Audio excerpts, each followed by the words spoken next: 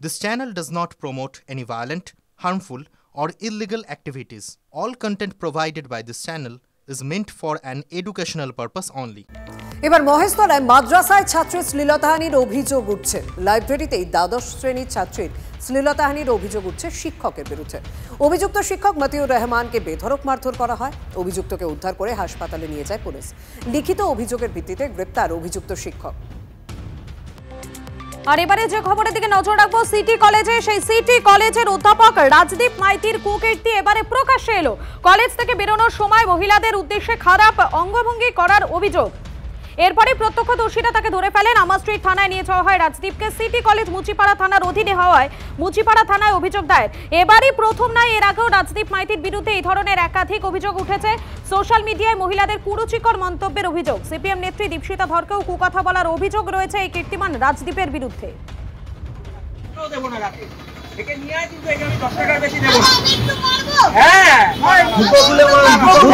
জুতো খুলে সেই রাজদীপ মাইতি কলেজের প্রফেসর চুরি দেখিয়ে বলে ম্যাডাম ভয় করা হবে, সেটাই আমি জিজ্ঞেস করলাম। আরে মাবন নেই আপনার? চলো পাবলিক মারবে, পাবলিক মারবে, পাবলিক মারবে, আমরা কোনো গায়ে হাত দেব না, পাবলিক মারবে,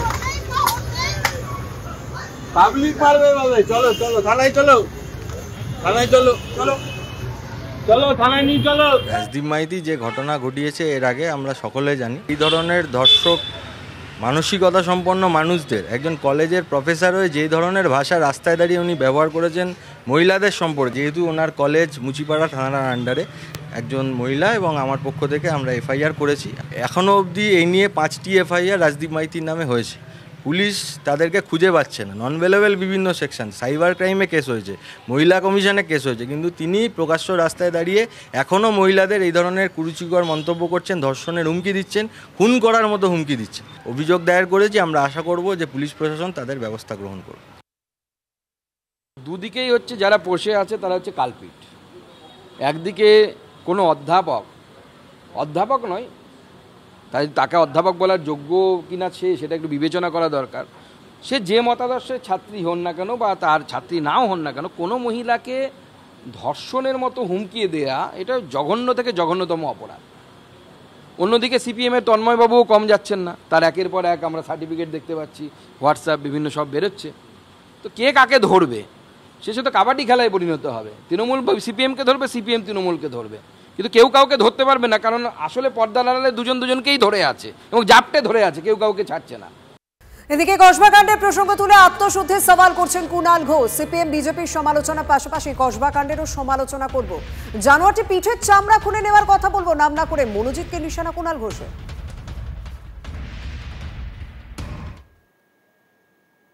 আমরা সিপিএম এর সমালোচনা করব, আমরা বিজেপির সমালোচনা করব, আমরা একইভাবে কসবার ল কলেজে জানোয়ারটা ওই কাণ্ড করেছে, ওর পিঠের চামড়া খুলে দেওয়ার কথা বলব। যদি কেউ কোনোভাবে দেখেন আমাদের মধ্যে কোনো বিচ্যুতি ঘটছে, যার জন্য বাকি সহকর্মীদের কৈফিয়ত দিতে হবে, মমতা বন্দ্যোপাধ্যায়ের ভালো কাজগুলো ঢাকা পড়ে যাবে মিডিয়ায়, রিয়াক্ট করবেন না। আমাদের দল আছে বলে আড়াল করব, আমার গোষ্ঠী করে বলে আড়াল করব, করবেন না। আজকে আপনি আড়াল করলে কালকে আপনার ক্ষতি হয়ে ফিরবে, আমাদের ক্ষতি হয়ে ফিরবে। কোথায় হচ্ছে এগুলো? তো ক্যামোফ্লেজ, লোককে দেখানোর জন্য। হাতির দাঁত দু রকমের হয়, শুনেছেন না? তাহলে তো ওদের ওই বাচ্চা মেয়েটি বলছে যে যাকে তুলে এনেছিল ব্রিগেডে না কোথায় ভাষণ দিয়েছিল, সে তো অনেক আগেই নাকি অভিযোগ করেছিল পার্টিতে দাদাদের সম্পর্কে। এই গুণধর দাদাদের যে দাদার কীর্তি, এই দাদার কীর্তি তো চির ভাস্বর হয়ে থাকবে তৃণমূল কংগ্রেস তথা বাংলার রাজনীতির বুকে। আর এবারে আমরা নজর রাখবো উড়িষ্যার বালেশ্বরের দিকে। সেখানে ছাত্রীকে যৌন নিগ্রহের অভিযোগ এবং সেই অভিযোগে অভিযুক্তের শাস্তি না হওয়ায় ক্যাম্পাসের মধ্যে গায়ে আগুন দিয়ে আত্মহত্যার চেষ্টা করে কলেজ ছাত্রী। আশঙ্কাজনক অবস্থায় ভুবনেশ্বর এইমসে ভর্তি করানো হয়েছে নির্যাতিতাকে। অবশেষে গ্রেফতার অভিযুক্ত অধ্যাপক। সূত্রে খবর, কলেজের এক বিভাগীয় প্রধানের বিরুদ্ধে যৌন হেনস্থার অভিযোগ তোলে দ্বিতীয় বর্ষের ছাত্রী। 30 জুন কলেজের অভ্যন্তরীণ অভিযোগ গ্রহণ কমিটিতে বিষয়টি জানান নির্যাতিতা, কিন্তু তারপরে অধ্যাপকের বিরুদ্ধে কোনো পদক্ষেপ করা হয়নি বলে অভিযোগ। গত এক সপ্তাহ ধরে করে কলেজ চত্বরে প্রতিবাদ জানাচ্ছিলেন নির্যাতিতা। শনিবার ক্যাম্পাসেই গায়ে আগুন দিয়ে আত্মহত্যার চেষ্টা করেন। তাকে বাঁচাতে গিয়ে জখম হন কলেজেরই এক ছাত্র। ঘটনাস্থলে যান বালেশ্বরের পুলিশ সুপার রাজপ্রসাদ এবং ফরেন্সিক দল। মুম্বাই হামলা চক্রে আজমল কাসাবকে ফাঁসিতে ঝোলানোর মূল কারিগর আইনজীবী উজ্জ্বল নিকম এবার রাজ্যসভায়। তিনি একা নন, এবার রাষ্ট্রপতি মনোনীত সদস্য হিসেবে রাজ্যসভায় যাবেন প্রাক্তন বিদেশ সচিব হর্ষবর্ধন শ্রিংলা, ইতিহাসবিদ মীনাক্ষী জৈন, ইতিহাসবিদ সদানন্দ মাস্টারও। পরপর বিস্ফোরণ লাইনচ্যুত হয়ে বিভৎস আগুন ট্রেনে লেলিহান শিখা উঠেছে কয়েক ফিট পর্যন্ত। তামিলনাড়ুর তিরুভাল্লুর রেলওয়ে স্টেশনের কাছে একটি পণ্যবাহী ট্রেনে ভয়াবহ আগুন লাগে। অপরিশোধিত তেল নিয়ে যাওয়া হচ্ছিল আর সেখানে আগুন লেগে যায়। দাহ্য পদার্থ বোঝাই থাকায় একের পর এক বিস্ফোরণের ঘটনা ঘটে। দাউ দাউ করে জ্বলতে থাকে ট্রেনটি। চেন্নাই থেকে মাইসোর বেঙ্গালুরুগামী বহু ট্রেন বাতিল করা হয়েছে। সুদূর রাশিয়া থেকে কর্ণাটকে বিপজ্জনক পাহাড়ের গুহায় বাস। 2018 থেকে লুকিয়ে দুই ছোট মেয়ে সমেত এক রাশিয়ান মহিলাকে উদ্ধার করেছে। শান্তির খোঁজে ঝুঁকিপূর্ণ জীবন বেছে নিয়েছিলেন বলে দাবি রাশিয়ান মহিলার। নেপাল হয়ে ভারতে প্রবেশ করেছিলেন বলে দাবি। তারপর থেকে কার্যত অবৈধভাবেই ভারতে থাকছিলেন। আপাতত 3 জনকে এক আশ্রমে রাখা হয়েছে। দেশে ফেরানোর প্রক্রিয়া শুরু হয়েছে। মধ্যরাতে ফুটপাতে ঘুমন্ত 5 জনকে পিষল গাড়ি। ইতিমধ্যে ওই বিলাসবহুল গাড়ির চালক উৎসব শেখরকে গ্রেপ্তার করেছে পুলিশ। দিল্লির বসন্ত বিহারের ঘটনা।